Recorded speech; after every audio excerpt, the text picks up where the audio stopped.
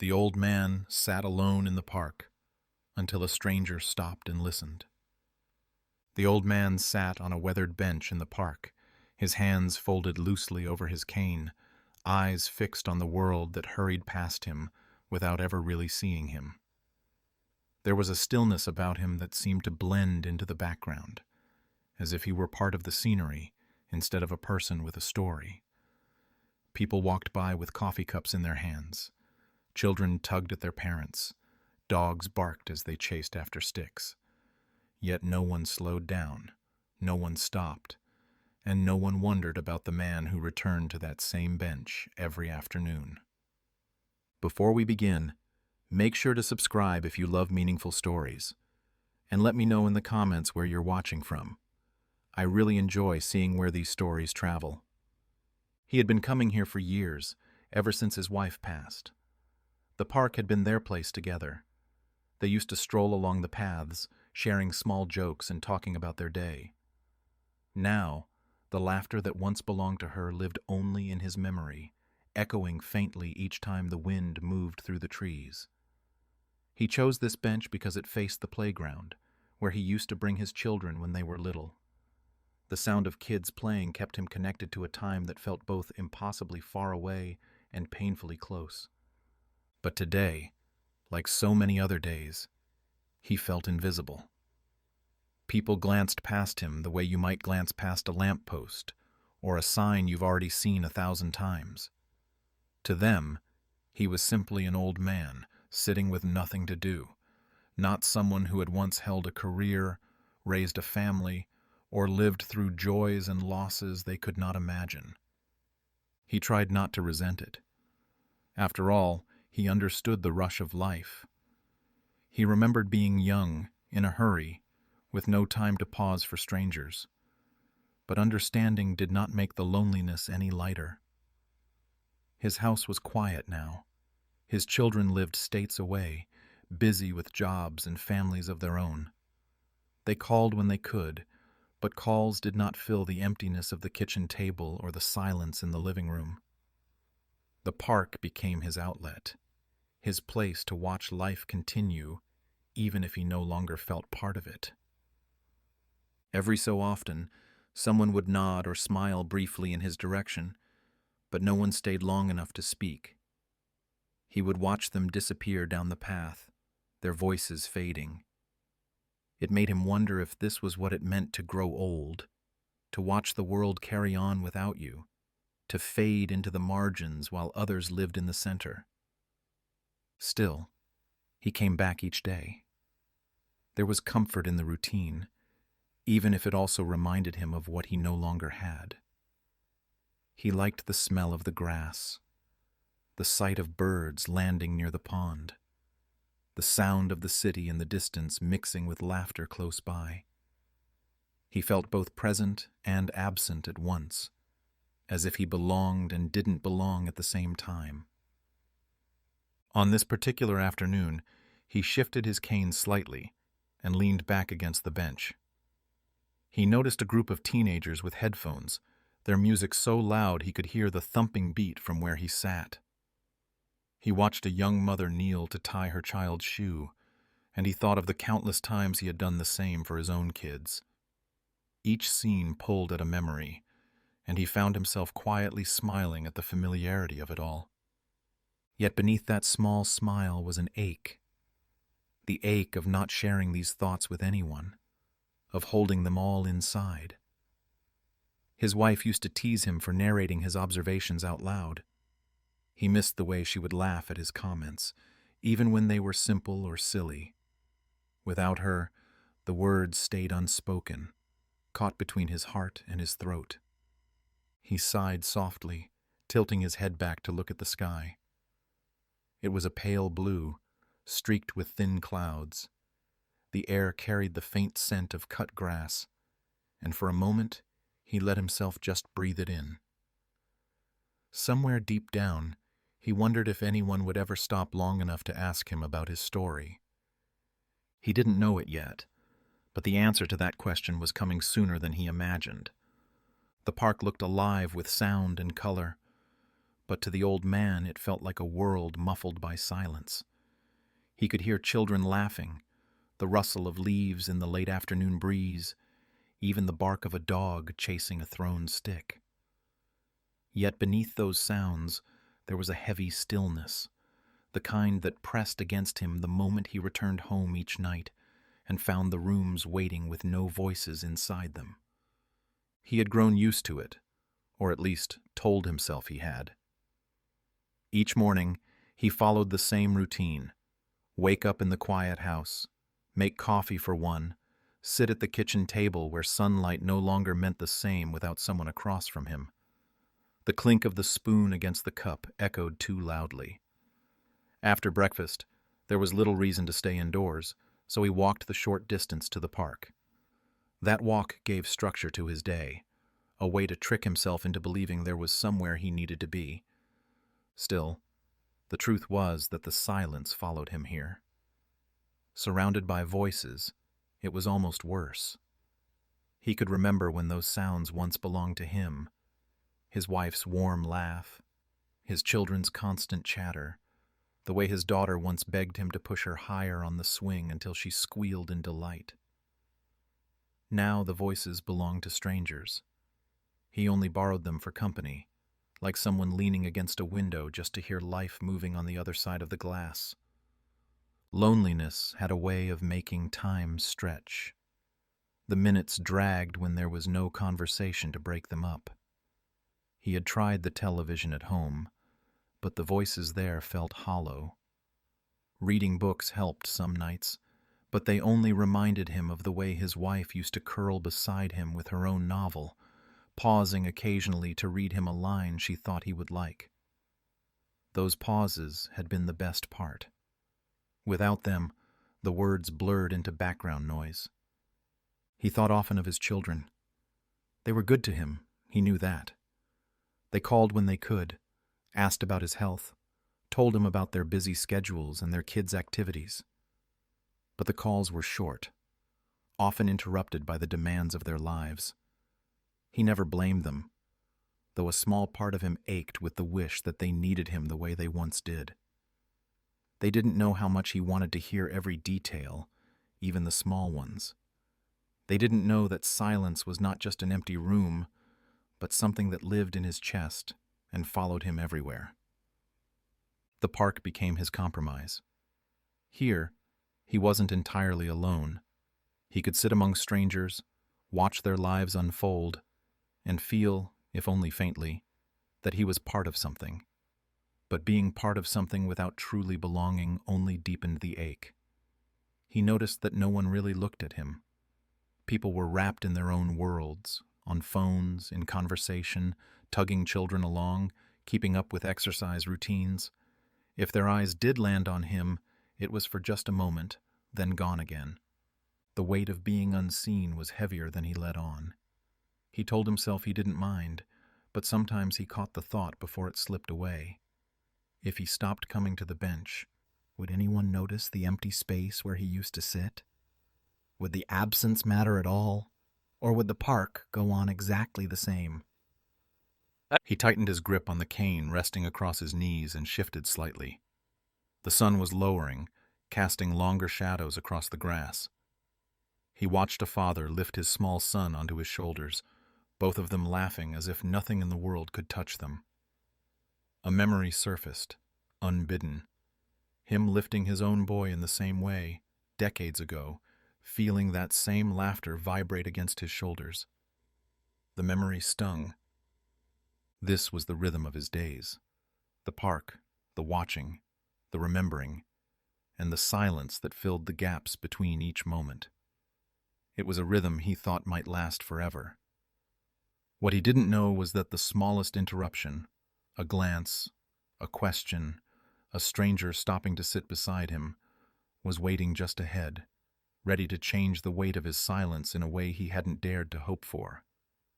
The old man shifted on the bench, his eyes following the steady stream of people moving along the park's path. The park was always full of life. Runners passed by with earbuds tucked in, sweat dripping from their foreheads as they kept their pace steady. Parents pushed strollers, sometimes juggling toddlers who clung to their hands while calling out questions that had no end. Young couples walked slowly, shoulders brushing, laughing about something only they understood. Everywhere he looked, life moved quickly, with purpose. He watched it all without bitterness, but also without belonging. It felt as if he lived behind an invisible glass wall. He could see everyone clearly, hear their voices, but they didn't see him. He was simply part of the scenery, the old man on the bench who blended in like the trees or the lampposts. Sometimes he tried to catch someone's eye.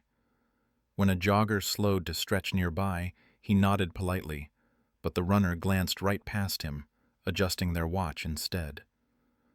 A mother sitting on the grass opened a container of snacks for her children. One of the kids looked over at him curiously, then quickly turned back when his mother called him closer. Even small moments of recognition slipped away before they had the chance to become anything more. He told himself it didn't matter. People were busy, distracted, carrying their own worries. Still, there was something about being passed over again and again that left a quiet ache.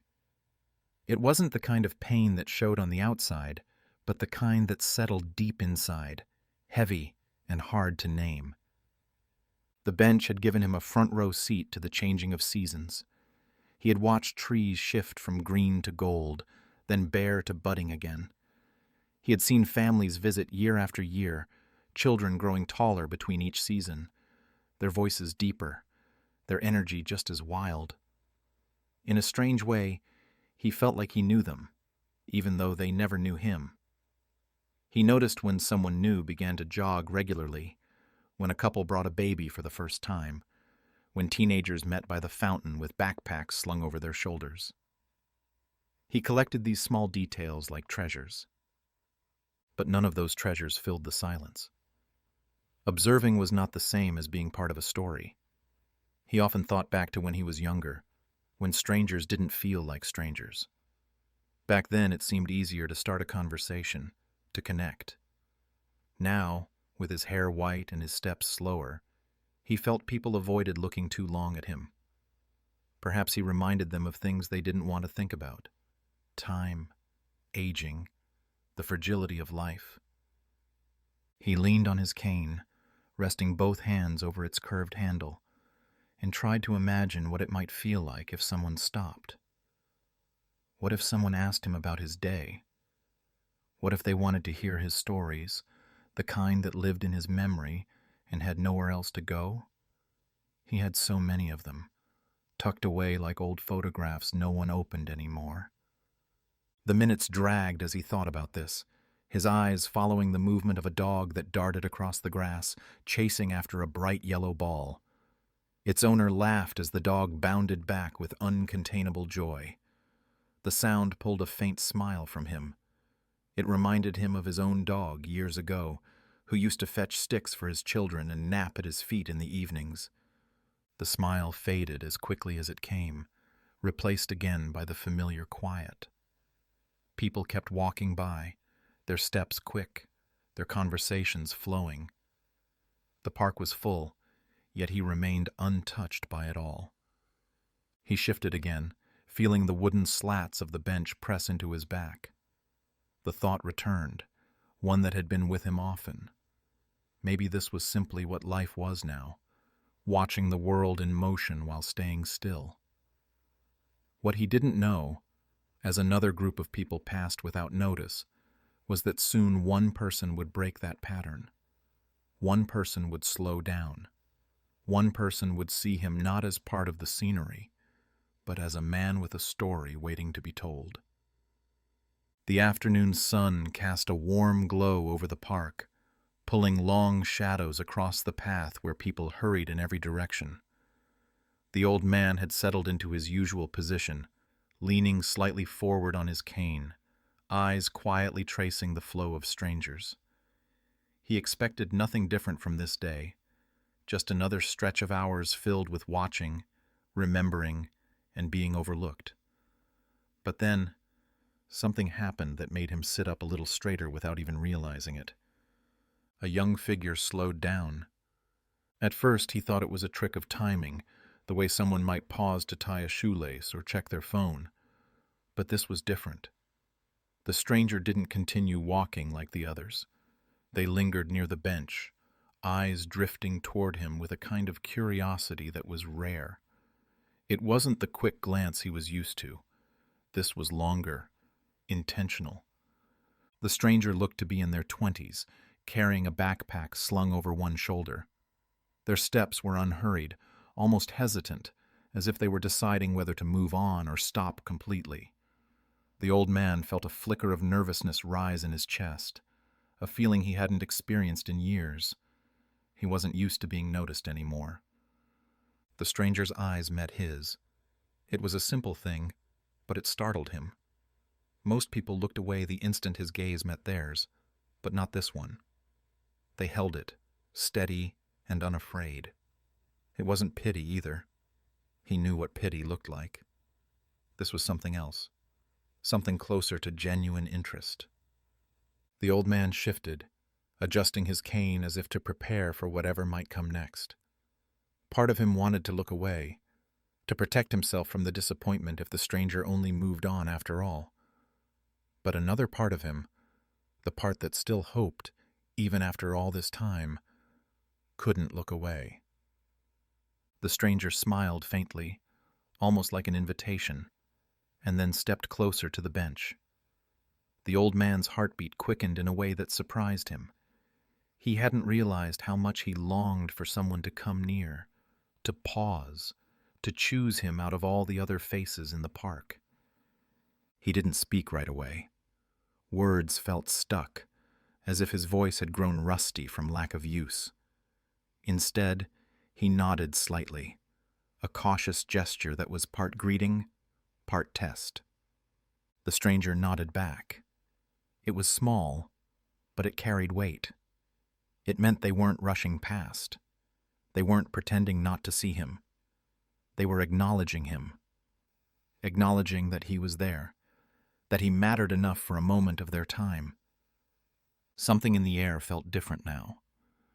The park was still busy, filled with motion and chatter, but for the old man, everything seemed to quiet around this one simple interaction. He realized how starved he was for even the smallest bit of connection, how much he had yearned for someone to look at him and see more than just an old figure on a bench. The stranger shifted the backpack, hesitated as though deciding what to do next, and then, almost unexpectedly, sat down on the far end of the bench. The old man's breath caught, not in shock, but in something softer.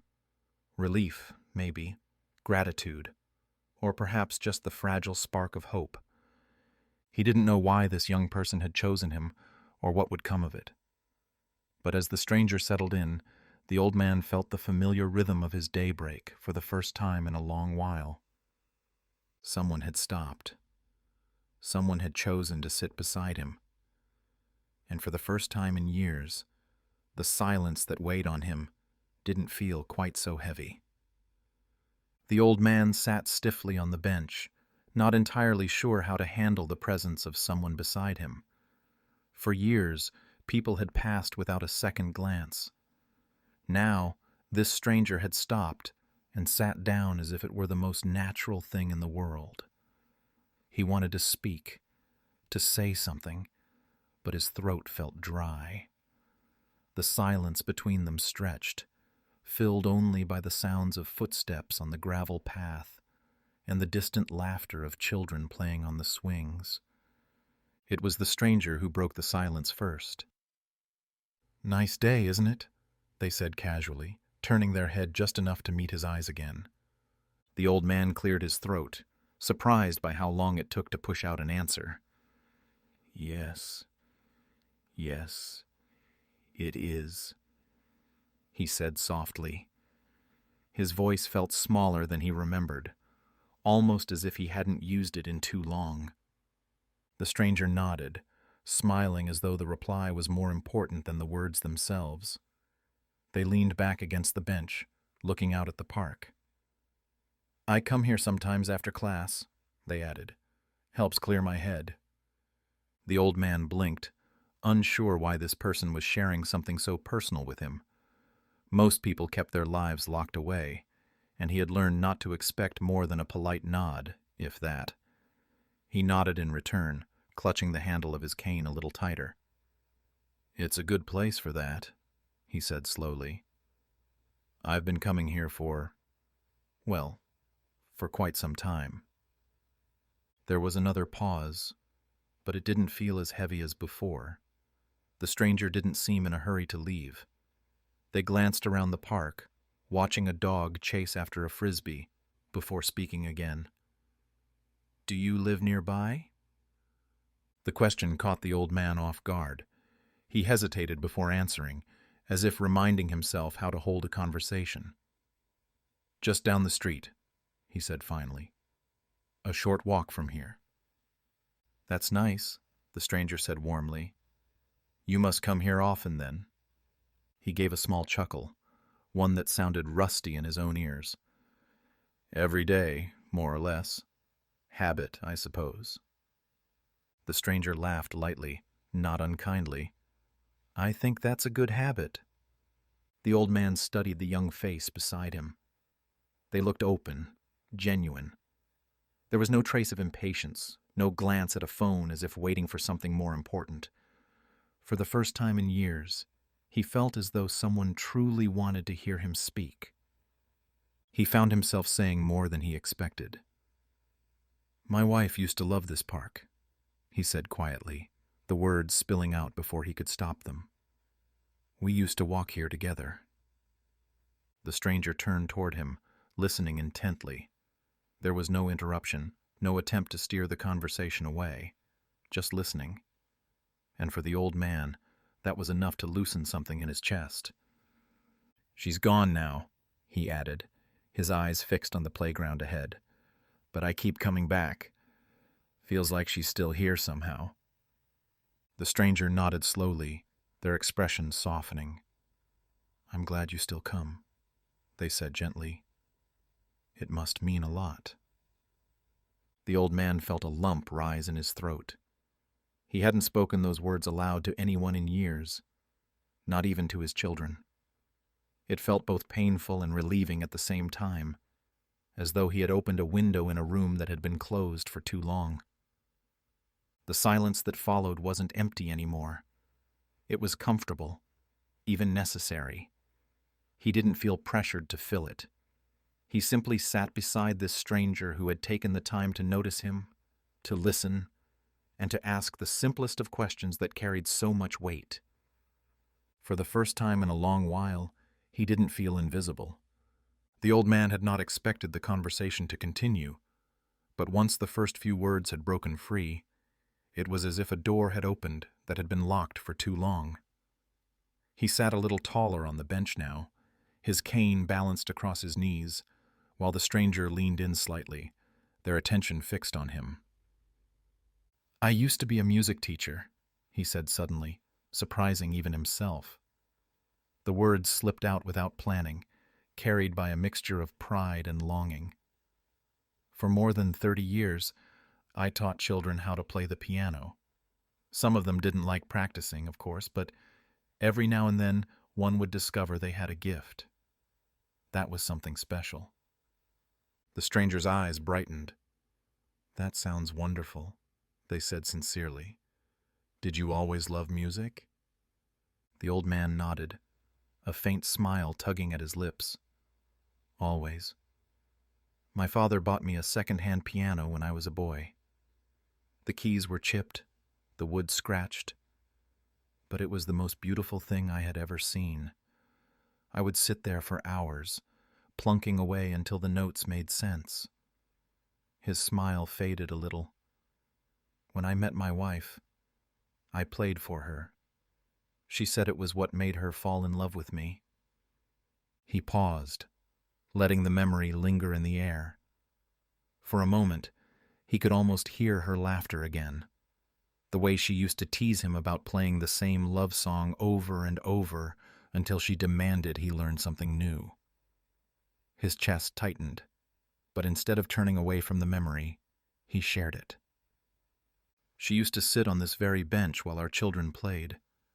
I would tell her about the students I taught, and she'd tell me about her day. We never ran out of things to say. The stranger listened without interrupting, their expressions soft and thoughtful. That alone felt like a gift. The old man couldn't remember the last time someone had listened this way, not just hearing the words but holding them with care.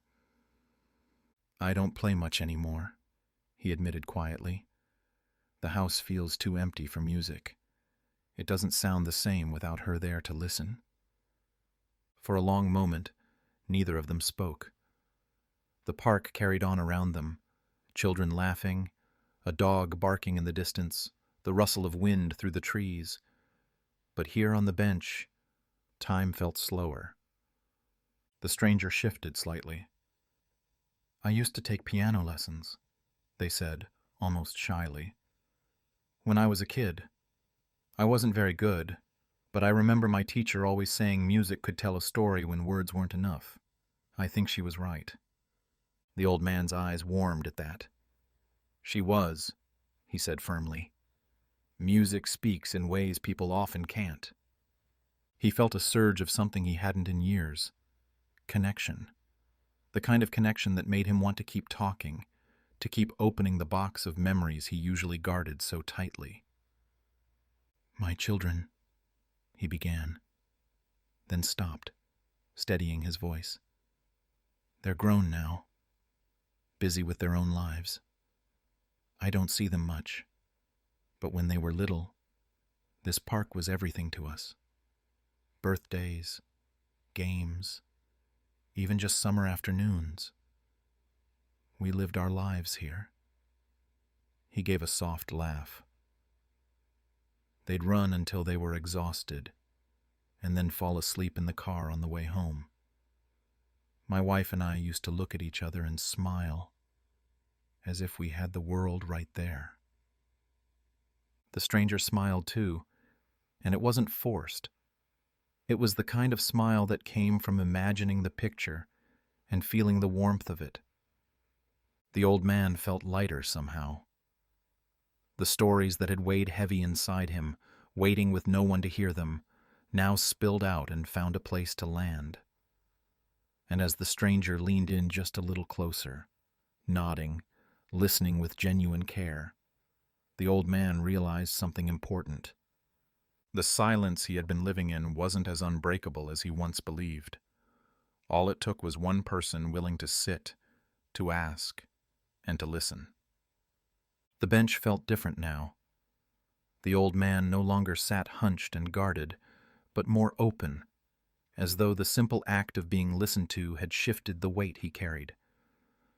The stranger remained beside him, not restless, not glancing at a phone or scanning the path for an excuse to leave.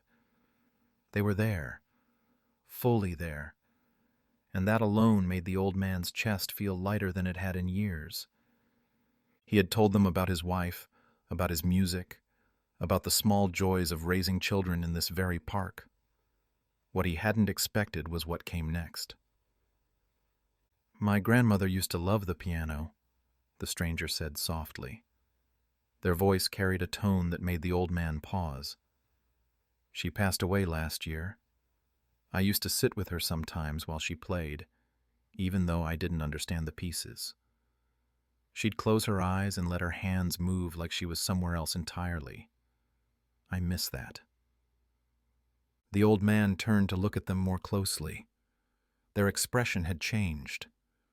The light-hearted ease from before was replaced by something more vulnerable, something he recognized instantly: loss. It was the same kind of ache he carried with him every day. "I'm sorry," the old man said quietly. "Losing someone who fills a room with music, it leaves a silence nothing else can touch." The stranger nodded, their eyes fixed on the ground for a moment. "That's exactly it," they murmured. "The silence. It's so loud." The words hung in the air between them, and for the first time, The old man felt not just heard, but understood. He wasn't the only one who knew what silence could take from a person. Here was someone young, with so much life ahead of them, carrying a grief that mirrored his own in ways he hadn't expected. Something shifted in him. He had thought of himself as invisible, set apart from the world of the living, but now he saw that loss had no age. It touched everyone, weaving threads of connection between strangers who might never have crossed paths otherwise.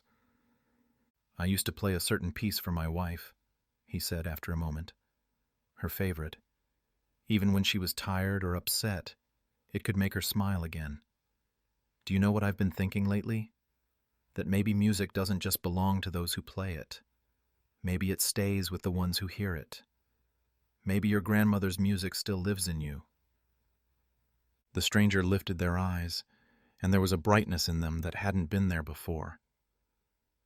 "I like that," they said softly. "I never thought about it that way." The old man gave a small nod, his lips curving into the faintest smile. "It's true. Every time you remember the sound of her playing, you're carrying her music forward. That's something silence can never take from you." The stranger exhaled, a long breath that sounded like relief. "Thank you," they said. "I didn't think sitting down here today would mean anything, but it does." And in that moment, the old man realized something important. He wasn't just receiving kindness, he was giving it too. His stories, his memories, his understanding of loss, these were not just fragments of a past life. They mattered. They reached across the space between him and this stranger, creating a bond that neither had expected. The park looked the same as it always did. Children laughing, dogs running, couples walking by. But to the old man, everything felt different. For the first time in so long, he didn't feel like a shadow among the living. He felt part of the moment, woven into the fabric of someone else's story. The stranger shifted on the bench, turning slightly toward him with a genuine smile. "You know," they said, "I'm glad I stopped. Most days I just walk past. But something told me to sit down today." The old man's throat tightened, not with sorrow, but with gratitude. He nodded slowly, his eyes glistening just a little. "So am I," he whispered, and he meant it with all his heart. The next afternoon came, and the old man returned to the park as he always did, cane tapping against the path as he made his way to his familiar bench. But today, it didn't feel the same. He noticed the details more, the children squealing as they chased each other, the steady rhythm of a jogger's footsteps, the way the sunlight broke through the branches overhead. The park wasn't just a backdrop anymore. It felt alive, and for the first time in years, he felt alive with it. He sat down slowly, easing himself onto the bench, and looked around. Nothing in the park itself had changed. People were still rushing past, caught up in their own lives. Parents still called after restless toddlers. A group of teenagers lounged near the fountain, laughing loudly at some private joke. But inside him, everything was different. He thought back to the stranger from yesterday, the way they had stopped, sat down, and listened. Not because they had to, but because they wanted to. The conversation had stayed with him through the night, echoing in the quiet house that usually felt unbearable. For once, when he set his cane by the door and lowered himself into his chair, the silence didn't feel so heavy. He carried their words with him, the way they had shared about their grandmother, the way they had looked at him as though his stories mattered. It was such a small thing, he realized, a single person choosing to sit beside him, and yet it shifted everything. He wasn't invisible after all. He wasn't just the old man on the bench that people passed without notice. He had been seen. He had been heard. He let that thought settle as he watched a young girl skip along the path, her father hurrying to keep up with her. He smiled, not with the bittersweet ache of memory alone, but with a warmth that reminded him he was still part of the world. The park wasn't only a place of remembrance anymore. It had become a place of connection. For years, he had come here to watch life happen around him, telling himself that was enough. But it wasn't until yesterday that he realized what he had truly been missing. The laughter, the conversations, the bustle of strangers, all of it meant little if he remained only an observer. Being part of it, even for a short moment, made everything brighter. He adjusted on the bench and let out a breath he didn't realize he had been holding. The air smelled sweet with freshly cut grass. A breeze carried the sound of a dog barking joyfully in the distance. It was all ordinary, yet none of it felt ordinary anymore. A small part of him wondered if the stranger would return today. He didn't want to set himself up for disappointment, but the hope was there, steady and persistent. Even if they didn't come back, he knew now what was possible. Someone could notice him. Someone could care enough to sit down and listen. That possibility alone had changed the way he looked at everything. He thought about the stories he still carried, the ones he hadn't shared yet. Stories about his students, about the nights he and his wife stayed up too late dancing in their kitchen, about the road trips with his children that ended in laughter and spilled snacks in the back seat. For the first time, he felt that maybe those stories weren't meant to stay locked inside forever.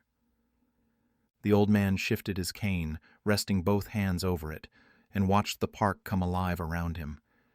He wasn't just waiting anymore. He was ready. Ready for conversation, ready for connection, ready for more than silence. The bench beneath him didn't feel like a place of isolation anymore. It felt like a place where something new could begin. And that thought, simple and powerful, filled his heart with a hope he hadn't felt in years. The sun dipped lower in the sky, casting golden light across the park. The old man sat on his bench, hands resting on his cane, his gaze steady on the familiar path ahead. For years he had watched people pass him by without a second thought, but today he sat differently. His posture was lighter, his heart not quite as heavy. He kept scanning the path, half expecting, half hoping. And then, just when he wondered if the hope had been foolish, he saw a figure in the crowd. The young stranger. The same backpack slung over one shoulder, the same unhurried pace. This time, the old man didn't hesitate to smile. The stranger caught his eye almost instantly. Their face brightened, and without pause, they walked straight to the bench. No hesitation, no uncertainty, just a genuine choice to return. "You're here again," the stranger said, settling onto the bench beside him, as if it were already their routine. "I'm always here," the old man replied with a soft chuckle. "But I wasn't sure if you would be."